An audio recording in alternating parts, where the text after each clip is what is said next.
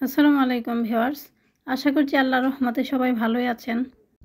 আনহাজ blog এর আজকের আয়োজনে থাকছে মজাদার চকলেট প্যানকেক রেসিপি। বাচ্চাদের খুবই পছন্দের একটি খাবার প্যানকেক, আর সেটা যদি হয় চকলেট কেক তাহলে তো কথাই নেই। চলুন তাহলে রেসিপিটি দেখে আসি। আজকে আমি একটি ডিম দিয়ে এই প্যানকেক তৈরি করব। তো প্রথমে আমি একটি মিক্সিং বোলে ডিম ভেঙে নিচ্ছি, তারপর দিয়ে দিচ্ছি হাফ কাপ চিনি, তারপর দিব 1 চা চামচ পরিমাণ চকলেট এসেন্স। চকলেট এসেন্স যদি আপনাদের কাছে না থাকে সেক্ষেত্রে 1 চা চামচ পরিমাণ ভ্যানিলা এসেন্স দিয়ে দিবেন। আর দিয়ে দিচ্ছি 1 চা চামচ পরিমাণ ঘি। এবার সবগুলো উপকরণ একসাথে বিট করে নিব। চিনিটা গলে যাওয়া পর্যন্ত বিট করে নিতে হবে। ইচ্ছে করলে ডিমের পরিমাণ বাড়িয়ে দিতে পারেন। তো আমি ভালোভাবে বিট করে নিয়েছি। এখন আমি শুকনো উপকরণগুলো অ্যাড করে দিব। শুকনো উপকরণগুলো আমি চেলে নিব, তার জন্য একটি স্ট্যান্ডার নিয়েছি। তো এখন নিয়ে নিচ্ছি ময়দা, প্রায় 1 কাপ পরিমাণ। 1 কাপ থেকে কিছুটা কম আছে যেহেতু আমি একটি ডিম নিয়েছি। তো কোকো পাউডার দিয়ে দিচ্ছি 3 টেবিল চামচ পরিমাণ। তো আপনারা যদি চকলেটটা গাঢ় করতে চান সেক্ষেত্রে আরও কোকো পাউডার 1 চা চামচ পরিমাণ বাড়িয়ে দিবেন।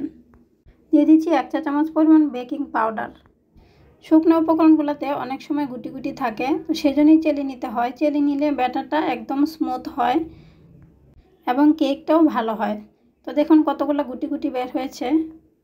আমার রেসিপি যদি ভালো লেগে থাকে তাহলে ভিডিওতে লাইক, কমেন্ট অ্যান্ড ভিডিওটি ফ্রেন্ডস অ্যান্ড ফ্যামিলির সাথে শেয়ার করবেন। এখন অল্প অল্প লিকুইড দুধ অ্যাড করে আমি ব্যাটার তৈরি করে নিচ্ছি। অল্প অল্প দিয়ে ব্যাটার তৈরি করে নিতে হবে, প্রয়োজন বুঝে দিতে হবে, একসাথে বেশি দেওয়া যাবে না।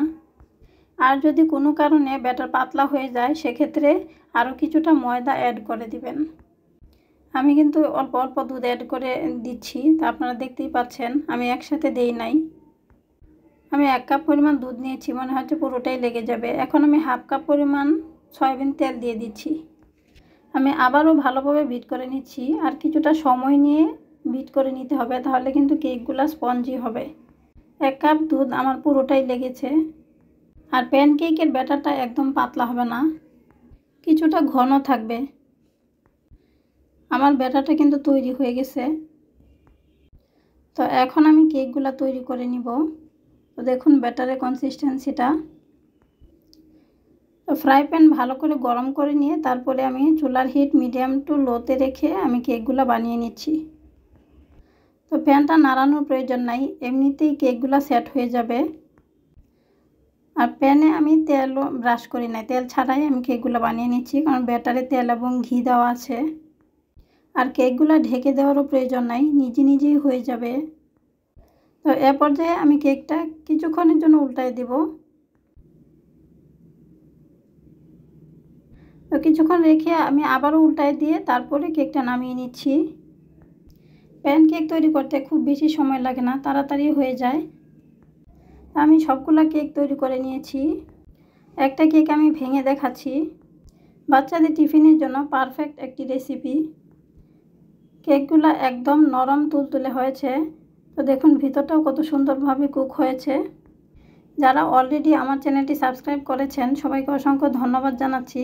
আর যারা এখনও সাবস্ক্রাইব করেন নাই, আর যদি আমার রেসিপি ভালো লেগে থাকে তাহলে চ্যানেলটি সাবস্ক্রাইব করে পাশে থাকা বেল আইকনটি ক্লিক করে দিবেন।